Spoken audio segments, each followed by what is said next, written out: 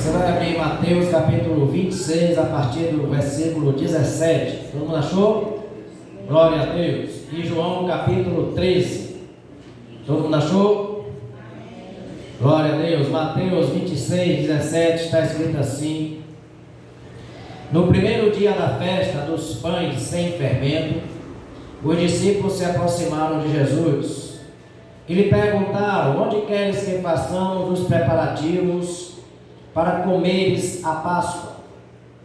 Respondeu-lhes ele: Ide à cidade ter com certo homem e diz-lhe: o mestre diz, o meu tempo está próximo, e em tua casa celebrarei a Páscoa com os meus discípulos.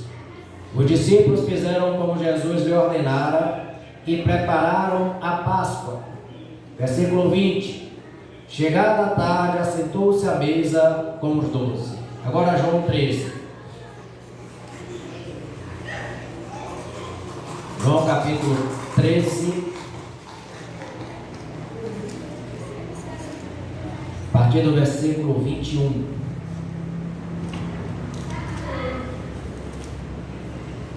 Mateus 26, João 13, a partir do versículo 21.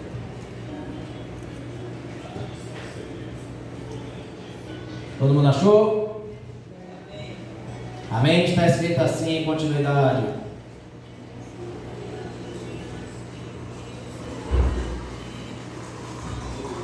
Tendo Jesus dito isso, perturbou-se em espírito e afirmou: em verdade vos digo que um de vós me trairá. E os discípulos olharam uns para os outros sem saber de quem ele falava.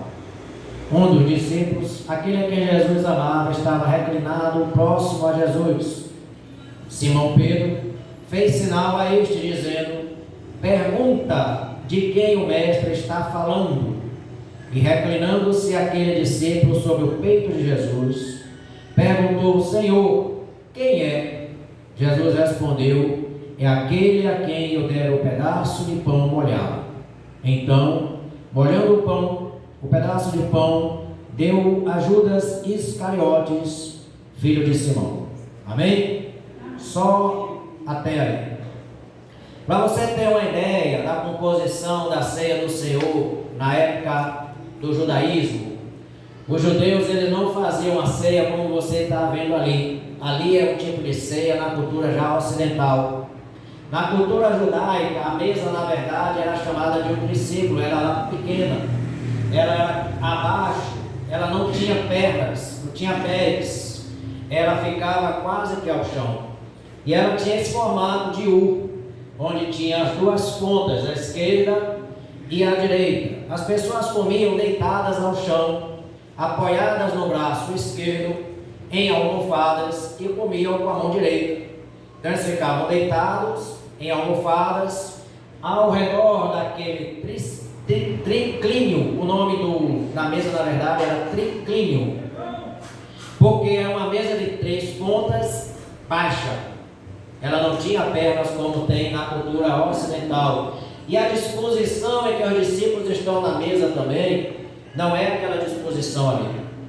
A disposição da ceia judaica, ela do lado direito ficava a pessoa que preparou a ceia. A palavra do Senhor vai dizer lá em Mateus que foi Pedro e João que fizeram preparativos da ceia. Foi eles que compraram os elementos, foi eles que comporam a mesa, foram eles quem arrumaram a mesa. Na mesa certamente tinha pão, tinha vinho, tinha o cordeiro, tinha algumas folhas amargas, que era a questão da tradição judaica. E o pão sem fermento é chamado de pão asmo ou pão ázimo. Era um pão duro, era aquele que era feito na correria para não estragar, para se comer e partir, porque era uma comemoração da festa judaica. Então, aquele que preparou a ceia, tinham 4 lugares especiais diante da mesa. Os outros eles sentavam de forma aleatória. O primeiro lugar principal na ceia, nós vamos mudar a posição, seria aqui. Então a primeira pessoa a sentar na ponta da mesa seria Pedro. Por quê? Porque foi Pedro quem fez todo o preparativo. Foi ele quem correu para poder comprar, foi ele que fez toda a arrumação, foi ele que montou essa mesa aqui, com pão, com vinho, com óleo, com o símbolo que representa o corpo e o sangue de Jesus Cristo. Então Pedro, ele tinha na mesa uma posição de destaque, porque a posição de destaque, como a gente percebe hoje na mesa, geralmente quem senta na ponta é o líder, ou quem senta na ponta é o cabeça, ou quem senta na ponta é o chefe da casa, e nunca no meio. Então Jesus, ele não sentou no meio daquela mesa que você vê em um quadro, em uma pintura de Leonardo da Vinci, porque ali é uma representação ocidental. Pedro sentou aqui. A outra posição de destaque na ceia do Senhor era do lado esquerdo. A primeira pessoa que sentava do lado esquerdo era aquele que fosse mais íntimo, era aquele que era mais próximo da pessoa em cuja casa a ceia estava sendo realizada, é aquele que tinha mais intimidade. E a gente sabe que dentro do grupo que compunha os discípulos de Jesus, João era aquele que tinha mais intimidade, era chamado como é que era chamado João na Bíblia? O discípulo amado. A Bíblia reconhece e traz João como destaque, o discípulo amado. Por quê? Porque João, ele tinha a ousadia de se aproximar de Jesus, de ter uma intimidade com o seu Jesus que os outros não tinham. Então ele era chamado de discípulo amado. Então Pedro sentava aqui no primeiro destaque da mesa, João sentava no primeiro destaque da mesa do lado esquerdo, aí vinha a segunda pessoa do lado esquerdo, que era o mestre, que era o anfitrião, aquele que estava, vamos dizer, proporcionando a ceia, aquele na casa onde estava sendo realizada a ceia, o patriarca. Então tínhamos primeiro ali do lado de lá João, depois Jesus, porque Jesus era o mestre que iria fazer a celebração da ceia. Mas o mais importante e o mais destacado é a terceira posição. Vinha João, Jesus e depois Judas Iscariotes. A terceira posição na ceia do Senhor era da pessoa que estaria sendo homenageada, era daquela pessoa que estaria sendo em destaque naquele dia, porque o destaque naquele momento da celebração da ceia não era o Senhor Jesus. Pedro estava de um lado como destaque, primeiro da fila, João estava do outro lado como primeiro da fila, depois vinha o Senhor Jesus e depois vinha Judas Iscariotes. É por isso que a palavra do Senhor vai dizer lá no Evangelho de João, que quando Jesus diz assim, um de vós vai me trair, Pedro, que está em uma ponta, olha para a outra ponta e se encontra com os olhos de João e faz, pergunta a ele, pergunta quem é que vai nos trair. Ele faz essa pergunta e só João traz esse destaque. Os outros evangelhos de Marcos, capítulo 14, Lucas, capítulo 22, 1 Coríntios, capítulo 11, Lucas 22, Marcos 14 e Mateus 26 e João, versículo 13. Só João traz esse destaque. E a palavra vai dizer aqui em João, versículo 24, que Simão Pedro fez um sinal a este, dizendo, pergunta quem é que o mestre está falando. Nos outros textos, a palavra diz que todos eles ficavam um perguntando aos outros. Mateus diz assim, o Senhor Jesus, antes de iniciar a ceia, ele diz, olha, vão a um vilarejo, e lá nesse vilarejo vocês encontrarão um homem. E esse homem que vocês encontrarem, ele estará carregando um cântaro, ele estará carregando um jarro com água. E esse homem que está carregando um jarro com água, é a ele quem vocês devem perguntar, olha, o mestre vai celebrar a ceia hoje, onde deve ser celebrado, onde será o lugar? Então aquele homem que estava carregando o cântaro, era o sinal para se saber exatamente aonde a ceia ia ser realizada. O interessante da Bíblia é que homem não carregava jarros de água, Esse era um costume na tradição judaica das mulheres. Lembram da mulher samaritana? A mulher samaritana foi ao poço de Jacó ao meio-dia, em um dia ensolarado e quente, para poder pegar água. E lá ela encontra o Senhor Jesus e Jesus lhe pede água. E aí Jesus começa um diálogo com ela, uma conversa com ela, e começa a adentrar e a revelar e a profetizar a respeito da vida daquela mulher. Mas a palavra vai nos mostrar que não era o costume judaico um homem carregar um jarro. Por isso foi um sinal que o Senhor Jesus utilizou para que eles soubessem quem exatamente poderia guiá-los à casa onde a ceia haveria de ser realizada. Volte comigo aqui para Mateus 26. No primeiro dia da festa dos pães sem fermento, os discípulos se aproximaram de Jesus e lhe perguntaram: onde queres que façamos os preparativos para comeres a Páscoa?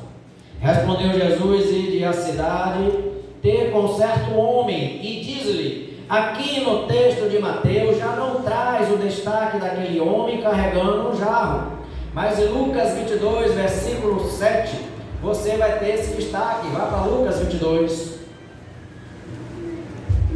Você vai aprender a manusear sua Bíblia. Lucas 22, versículo 7 diz assim: chegou o dia dos pães sem fermento, em que era necessário sacrificar o cordeiro pascual, e enviou Pedro e João, dizendo: ide preparai-nos a refeição da Páscoa para que a comamos. Aqui você aprende aquilo que eu já falei. Quem foi que preparou a Páscoa?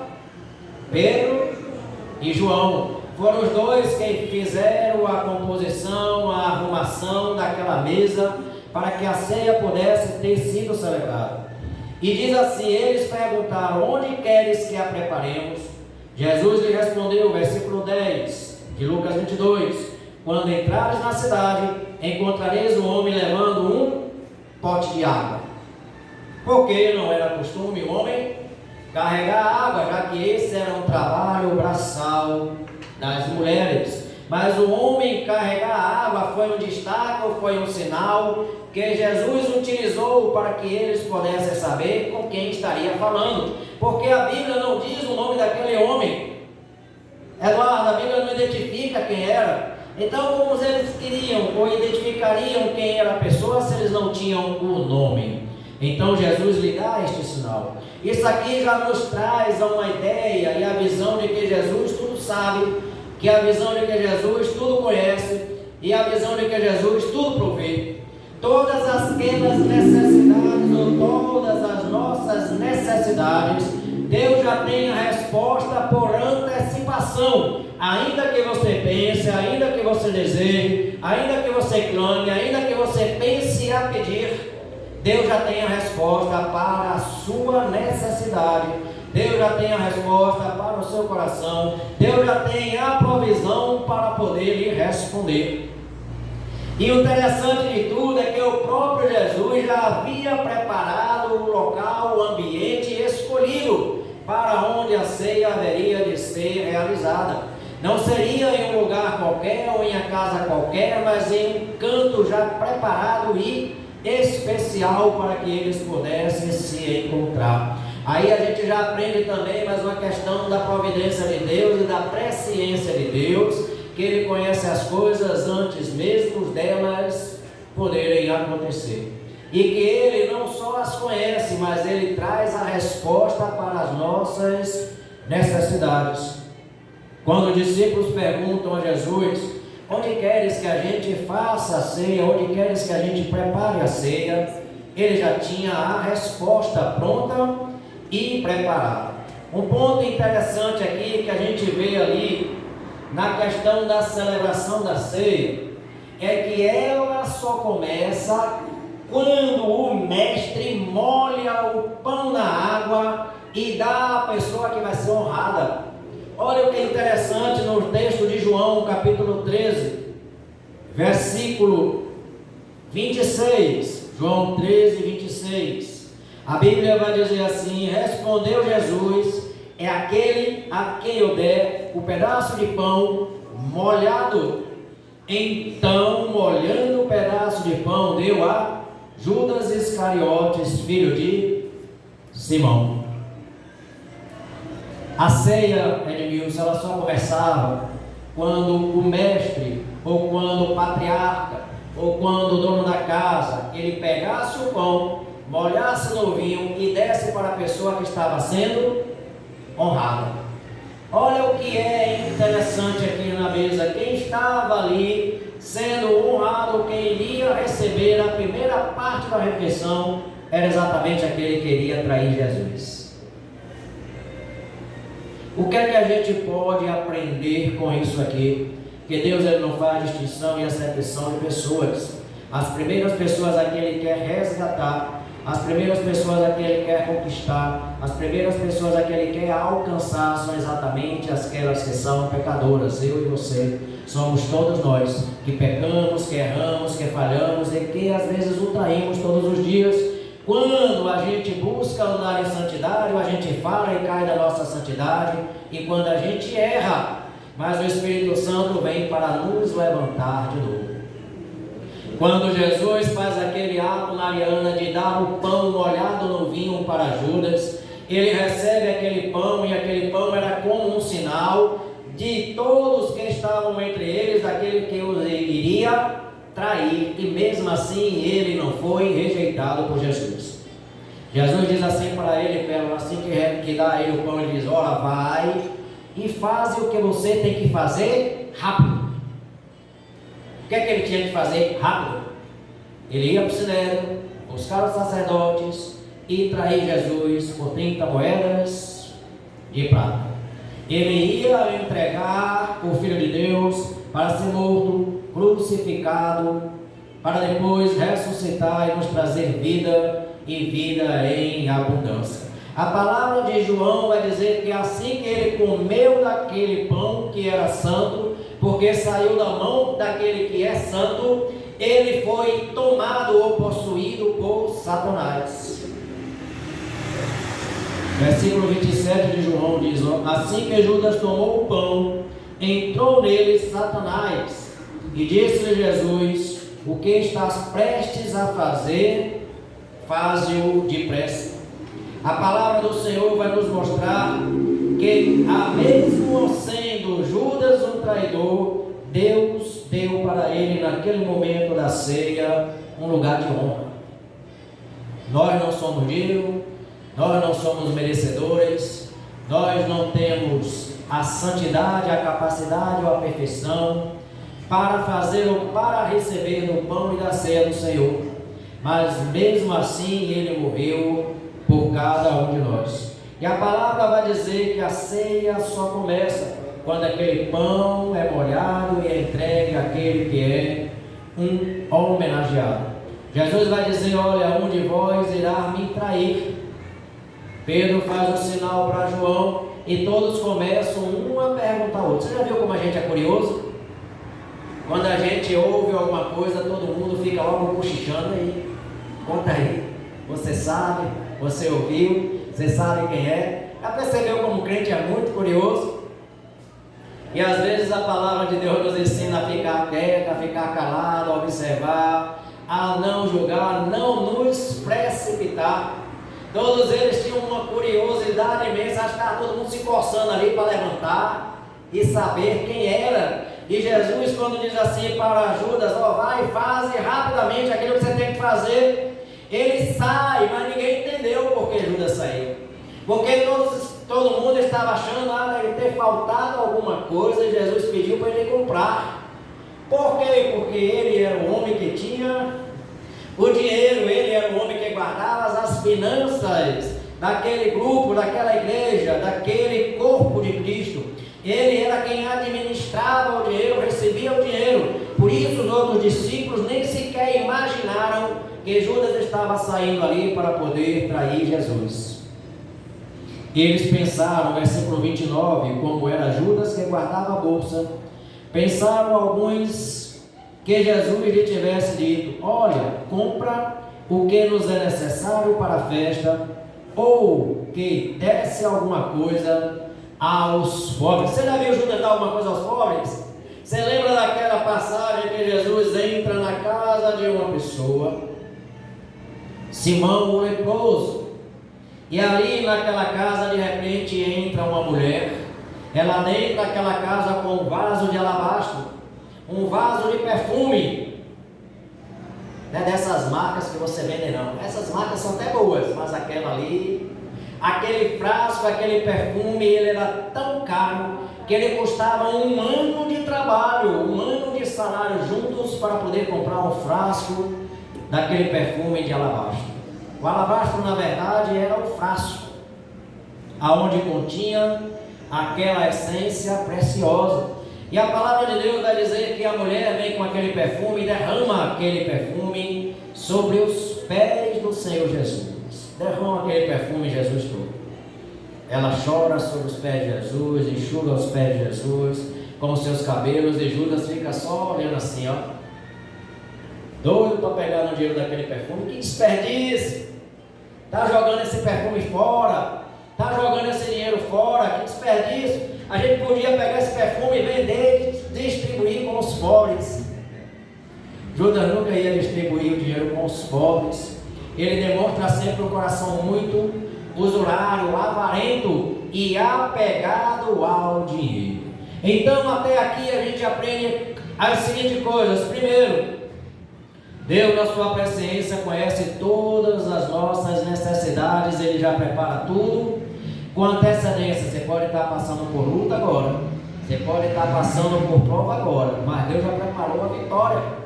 A vitória já está pronta. Você apenas não pode desistir. Persevere, continue, prossiga avançando, porque no momento certo Ele vai entregar a vitória em sua mão.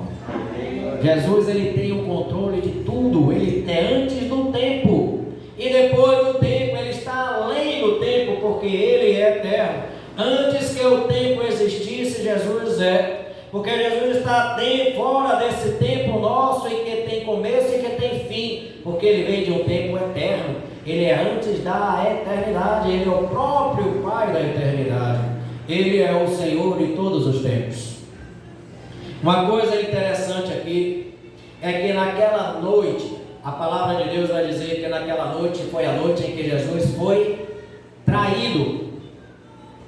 Talvez aquela noite fosse a noite mais tenebrosa de uma pessoa. Talvez fosse a noite mais sem esperança. Talvez fosse aquela noite em que a gente bota a cabeça no travesseiro, vira para um lado e vira para o outro, mas não consegue pegar no sono. Talvez aquela fosse uma noite em que trouxesse não sonhos, mas se a pessoa conseguisse dormir, acabava tendo um pesadelo, porque aquela noite foi aquela noite em que Jesus foi traído pelo seu discípulo. A palavra vai dizer que mesmo aquela noite, sendo uma noite tenebrosa, em que o sono não vem, em que as horas passam, em que amanhã chega, e que às vezes a gente fica ansioso e desesperado para tentar dar pelo menos um cochilo, Jesus pega e transforma aquela noite, que seria uma noite de terror, que seria uma noite de guerras, que seria uma noite de provas, em uma noite de comunhão. Ele chama os seus discípulos. Olha como Jesus sabe superar as dificuldades. Olha como Jesus sabe vencer os problemas. Ele não se rende aos problemas e nem às ameaças. Ele cria novas situações. Você lembra quando Jesus estava no barco, e no barco havia uma grande tempestade, e os discípulos estavam no barco, e Jesus, em um texto, disse que ele estava dormindo, porque foram 2 momentos em que isso aconteceu. Em um momento os discípulos estavam no barco sozinhos, Jesus vem andando sobre as águas. Em outro momento está uma tempestade, Jesus está no barco, mas ele está dormindo, e está todo mundo agoniado e com medo de morrer. Jesus não se te dá que morramos, gritam os discípulos, pedindo socorro ao Senhor Jesus. Jesus levanta, viu, Mariana? Jesus levanta naquele barco, está a maior tempestade, as ondas estão subindo, o mar está revolto, acho que o barco estava até pulando. No mar que está tão agoniado, chuvas e relâmpagos no céu. Você já viu uma noite escura em que aparecem relâmpagos e às vezes formam imagens das nuvens? Aí a mente da gente forma imagens diferentes, e quando eles veem aquelas imagens com relâmpagos em que as nuvens aparecem, formam imagens, eles pensam: quem é aquele que vem andando sobre as águas? Eles gritam: é um fantasma. Eles estavam com medo, apavorados, estavam assustados com os fenômenos da natureza, mas quem tem o controle de toda a natureza nas suas mãos se chama Jesus Cristo de Nazaré. Ali, só que interessante, o mar estava revolto, a tempestade estava revolta, tudo estava fora de controle, mas quando Jesus levanta, ele diz assim: mar, aquieta-te, vento, acalma-te. As águas que estavam turbulentas começaram a ficar serenas. O vento que estava forte começou a ficar fraco. Sabe como é que o mar, sabe como é que o vento estava ouvindo a voz de Jesus? Como se a voz de Jesus fosse uma voz como de trovão. A natureza ouvia a voz de Jesus como um trovão maior do que os próprios relâmpagos e trovões que estavam acontecendo. E o mar se cala e a água para, e os discípulos que estavam antes com medo da tempestade agora ficam com medo de Jesus. Eles falam assim: misericórdia, que homem é esse? Quem é esse que até os ventos dá ordem e eles param?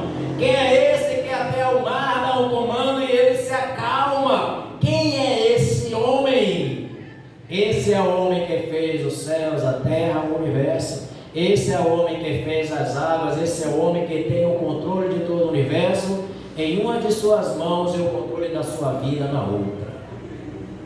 Esse é o homem que a palavra do Senhor diz: olha, Deus foi que me deu, eles estão nas minhas mãos e ninguém poderá arrancá-los das minhas mãos. Quando a gente está nas mãos do Senhor Jesus, nós estamos seguros.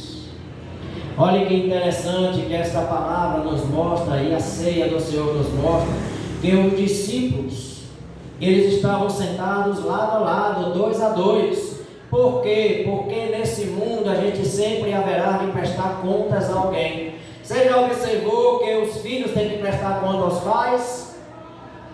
Você já observaram que os empregados têm que prestar contas ao seu empregador?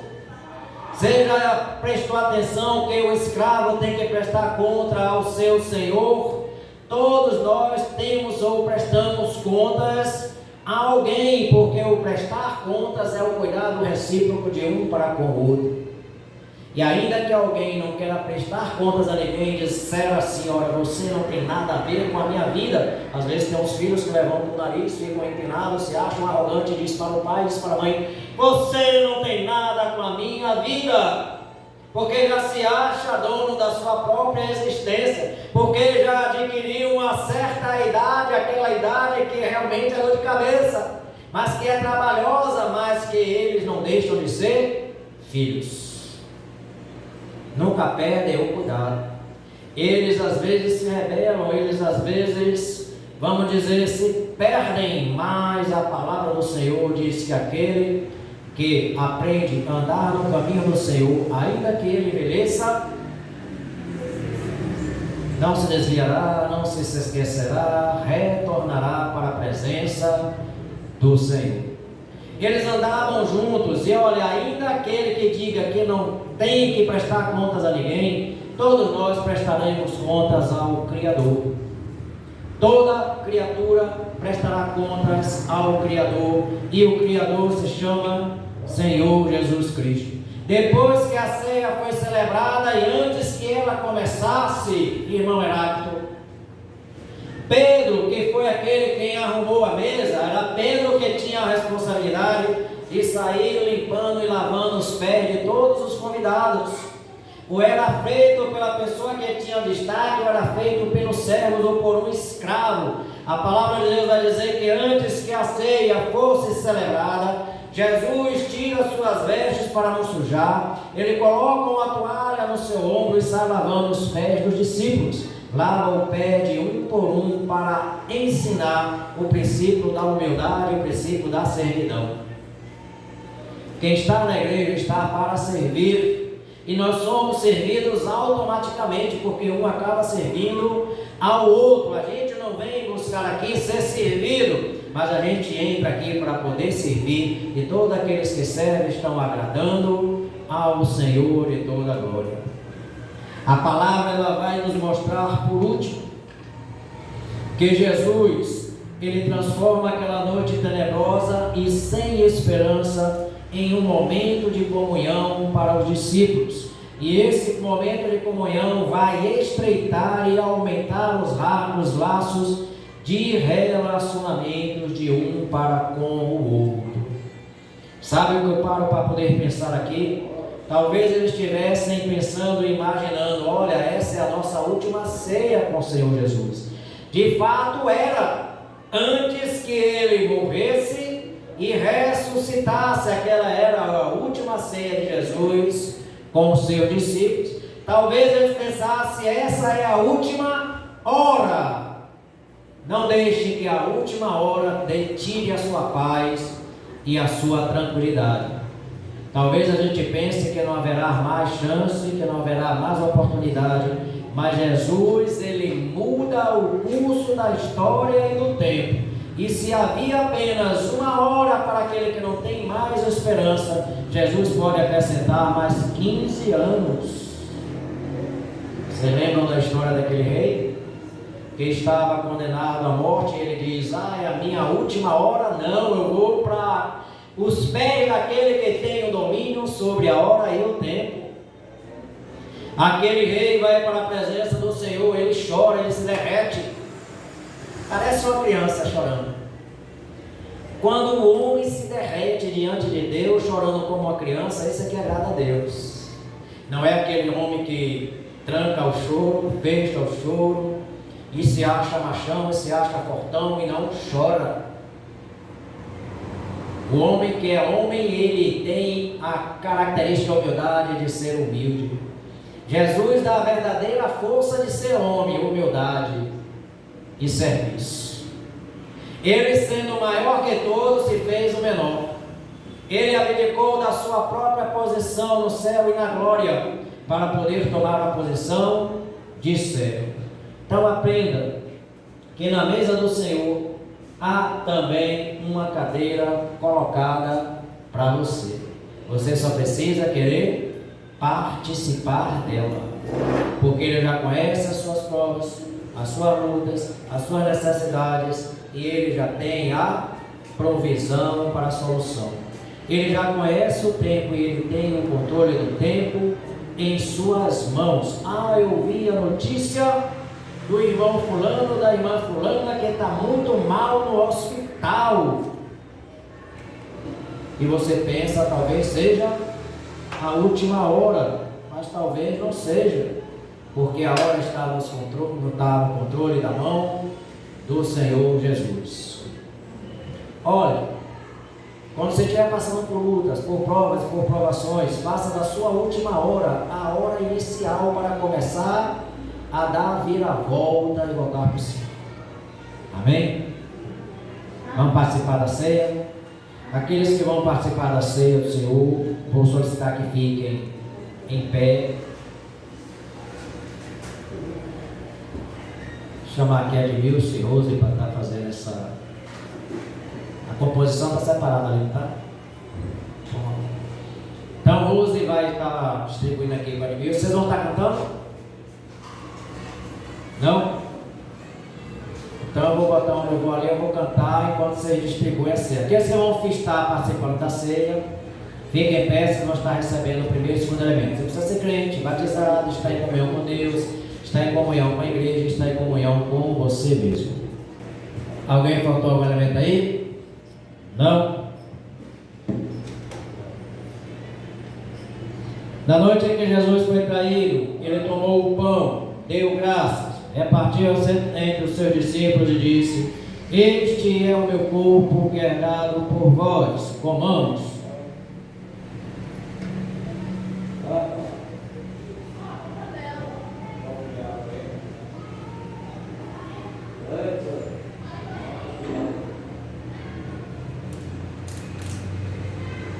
Da mesma forma, depois de cear, Jesus tomou o cálice, distribuiu entre os seus discípulos e disse: Este é o cálice do meu sangue, o sangue da nova e da eterna aliança que é derramado por vós para a remissão dos pecados.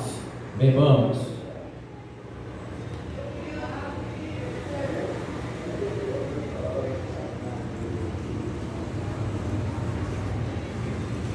Jesus finalizou dizendo: Fazei isto todas as vezes em memória de mim, até que eu volte. Amém? Vamos dizer assim: Maranata. Ora vem. Senhor Jesus. De novo, sai daí.